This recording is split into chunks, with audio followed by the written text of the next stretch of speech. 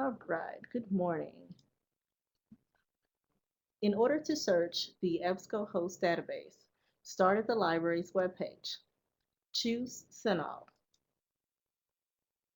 Once you arrive at CINAHL through the EBSCOHost platform, choose Databases next to the very top. Choose Select. Remember, you don't need to know all of these databases. You just need to know how to use them. And when you're writing your methods section, all you need to say is that you searched the EBSCOHost platform that included CINAHL, Medline, and PsycInfo. Click OK. Don't change any of the settings just yet, depending on your topic. From the search box, type in your topic. Today we're going to look at lupus. As you see in the drop-down box, we have a variety of different ways of looking at lupus. Choose the first one. Do not look at your results just yet. We are still building the search. We'll use the next phrase for lupus, and we'll continue choosing the phrases for lupus until we have gathered all of the lupus possibilities. Next, because we're also looking at African American or Black, we'll choose that.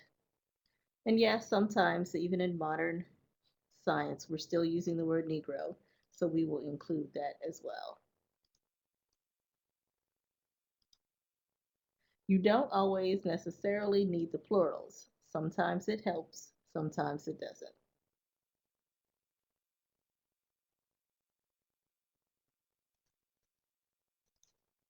Okay, from here, you go to search history. This gives you a list of all the searches that you've currently done and the results of those searches. You want to search similar terms with an OR. So I'm going to choose S1, S2, and S3, which are the three different types of lupus we're looking at. Make sure you clear your search box. Now choose Search OR. For the other terms, based on ethnicity, we're going to include those. Also search with an OR. Once you have two results, choose the last two, S8 and S9 in this case, and choose Search with AND. Now, this has given us about 2,674 results. Don't be afraid. You're not necessarily going to search that. Start with your limitations. Always choose scholarly peer-reviewed journals first. Once you choose that, notice the number has drastically dropped from 2,000 to 846. If you have particular dates in mind, choose your dates now. If you don't choose your dates now, you generally will not be able to without having to recreate quite a bit of work.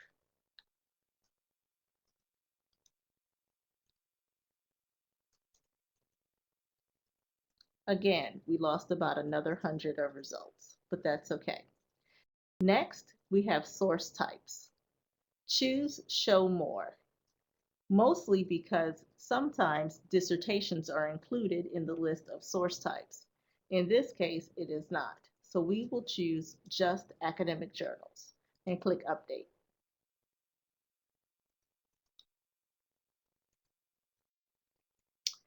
Now, the next set of limitations are your subject, major headings, and thesaurus terms. Major headings and thesaurus terms are very similar and based on different databases and indexes. I like to start with subjects. Why? Because when you look to the right, you will see the word subjects. So these are the subjects that they're limiting to currently. Always choose Show More. This way you don't have to update it each and every time you pick a new word or phrase. And then you just go through the list and you pick out words or phrases that are similar to or relate to the kind of research you're looking for or the kind of articles that you're looking for. If you're not sure of a word or phrase, you can still choose it, and it may or may not be an article that is of interest to you. Once you have chosen all of your subjects, choose update. Sometimes it takes the computer a little bit to update. Notice in your search box, it tells you exactly how you have limited your search, in this case by peer-reviewed journals produced from 2000 to 2015. And it also tells you all of the subjects that you have used. This is helpful information for when you go back to write up your method section. Notice now we only have 66 articles. And that's okay. Don't let the numbers scare you.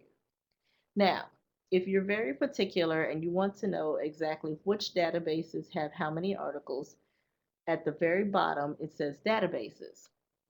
You can always click show more. Then it will tell you exactly how many articles are in which database. In this case, Academic Search Premier had 486, CINAHL has 126, and PsycInfo has 10. The rest of them, which are also peer-reviewed academic journals, has a few more. But right now, we're not limiting databases. We want to see what everything is. The other piece of this database that's very interesting is to search by methodology. If you're looking for particular types of studies, you can limit them to the kinds of studies you're interested in, where we are not in this search. Age is a very interesting and tricky limitation. I generally stay away from using age depending on the topic. Sometimes adulthood catches enough information. The rest of the possible age breakdown are tricky to use based on how researchers have thought about their population and the population that's included. So today we will not use the age filters either. We also will not use the language filter because A, everything is in English, but B, we will not use the language filter because in a systematic review or an integrated review, you always want to include all languages of each of the articles possible and then say in your discussion that you are not able to translate variety of articles and therefore they were excluded. But you need to be able to say you found them so that the search is replicable. Now, in this case, we have only 66 articles related to what we're interested in. If you have a much larger number, and based on your topic, you will, you can also go back and choose subject major headings or thesaurus terms. This way, it limits the data a little bit more to get you closer to the kind of information you're interested in. Now, once you have all the articles you're interested in, choose page options. This way you can either read the abstract, the title at the same time by choosing detailed, or, and you can, in page options, also choose how many results you want to look at per page, the layout of that page, and whether or not you want to see the images or not. I like to go with the biggest number of results just so that I don't have to choose too many pages at the same time. If your search term history box gets too big and you're tired of scrolling past it, choose this little bitty arrow here and it will raise the search history so that you can read. Notice the number went from 66 to 48. Why? Because exact duplicates were removed from results. So now we have about 48 articles based on the topic we're looking for.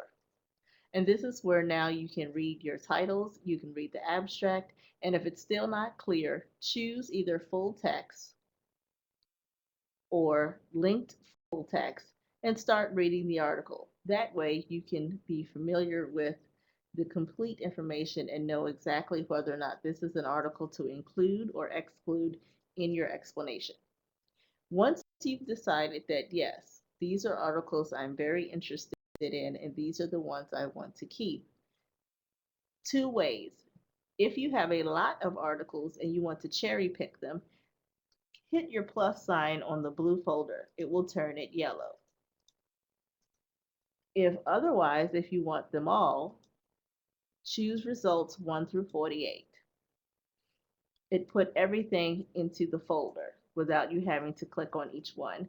Then you go to where it says on the far right hand side, folder has items. Click go to folder view. Once in your folder is where you get the button says export.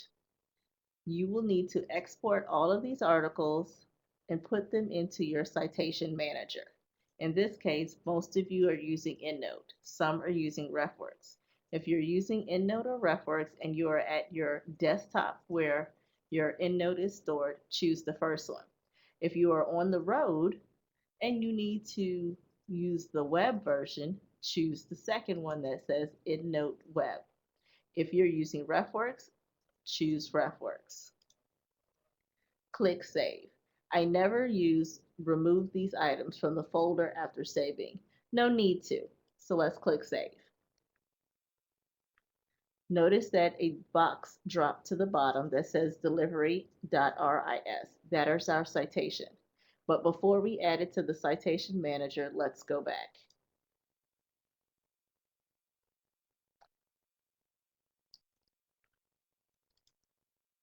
We went back 2 places to our actual search. Now, we'll pull our search history back up. When you have a search that you have gotten all the information from and you think it's a really good search, at the very top it gives you 4 different options: print, retrieve, or save. Always save your search. If you're not logged in, it will prompt you to log in like it prompted me. Don't worry if you cannot remember your password. This is like all other databases or all other websites. It gives you the option, forgot your password. Once you're logged in, you do have to be logged in and have an account. This is separate from using your MUSC net ID. You can use your MUSC net ID, but this is separate. It will ask you to name your search, and in this case, we're calling it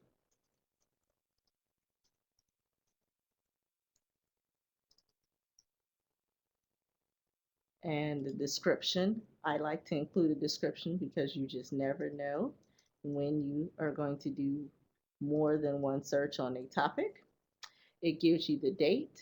It tells you the databases that you searched, the search strategy, the interface or platform, whether or not you want to save the search permanently or temporarily. Notice it's just 24 hours. Or you can create an alert. In this case, we're saving our search. And before I click save, notice all of the data that it gives you. So when you're writing up your method section, you can actually copy and paste this information, not necessarily your limiters because you have to remove narrow by subject, but it does help you when you're getting to that point to include that in your method section. So let's click save. It has now been saved. It tells you the databases that you have used and click continue. Now, because I do quite a bit of work, here's my saved search and I can go back to it if I choose to, or we can just hit back because we haven't left the search. Now, once you have all the results and you're looking through them, now you can add it to your citation manager. In my case, I'm using EndNote Desktop. So I choose my EndNote. Sometimes EndNote takes a little bit to load. This first page is very nice, but it's not necessary. So hit your red X if you're on a Mac and hit escape if you're not. You go to File, Import. Find where you download things in your computer. In my case, I put everything in downloads. I also like to have it organized by date so I can find it. So today it's the first one. Where it says import options, change it from whatever it says. Sometimes it'll say PubMed, sometimes it'll say PDF, whatever your last one was. In my case, it said PubMed, and we need to change it to Reference Manager RIS. You know that is the correct one because the citation says, or the it says .ris, so that's the correct one. It's always an RIS for EBSCOHost. It's prompted me to log in.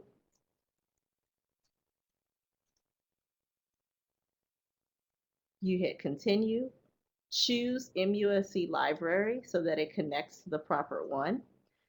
It shows you the library's page and hit continue.